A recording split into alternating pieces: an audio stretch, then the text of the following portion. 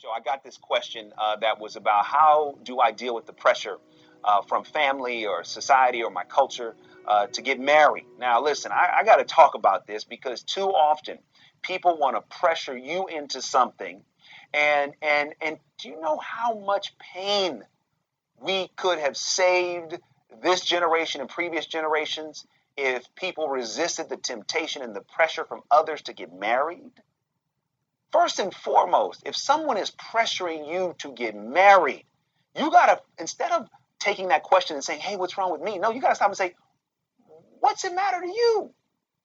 Why are you pressuring me so much? Because a lot of times, someone pressuring you, it's more of an indicator of where they are, not where you're not. This is very important because, growing up, listen, I was the last one of my brothers to get married. I was the middle child. I am the middle child of three boys. My older brother got married first. My younger brother got married second. And everybody was like, oh, Devon, what's wrong? And they wanted to pressure me. And I said, hey, wait a minute. Why are you trying to push me into something? I am taking my time. It is okay for you to take your time. One of the reasons why the divorce rate, I believe, is so high, there's many reasons, but one of the reasons why is that there's so much pressure. And then here's the other thing. There's pressure without preparation.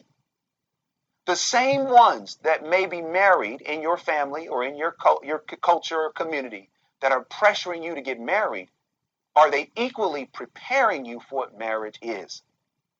I can tell you that there is not adequate preparation for marriage because everybody tells you, oh, it's all about love and it's all about, cloud nine. Listen, love is important, but cloud nine, if you thinking romances every day of your marriage, you are going to be sadly mistaken.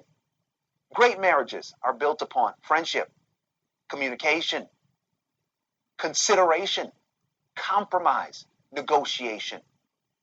You can love somebody, but if you aren't willing to compromise, to negotiate, to communicate, to have consideration, love will not be enough for your marriage to last.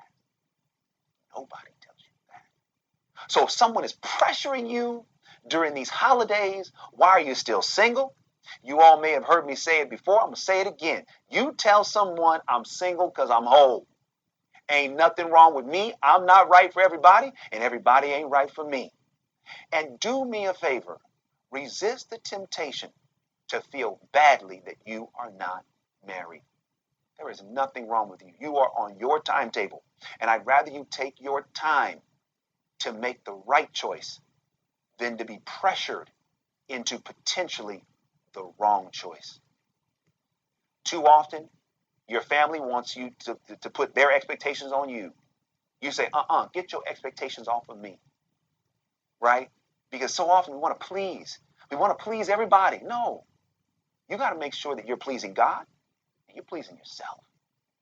And just because marriage has not happened for you yet, there is nothing wrong with you. You not being married is not an indictment on your life and how things are not going right.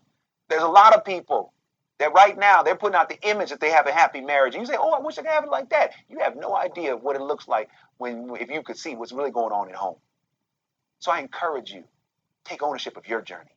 Take ownership of your path. It's okay to be where you are, when you are. Be the love that you want to see and trust that if and when marriage is meant for you, God will deliver it in his time. And until then, I want you to enjoy being single. I want you to enjoy the freedom you have to discover even more of who you are. And do not allow family, friends, or anybody else to tell you otherwise.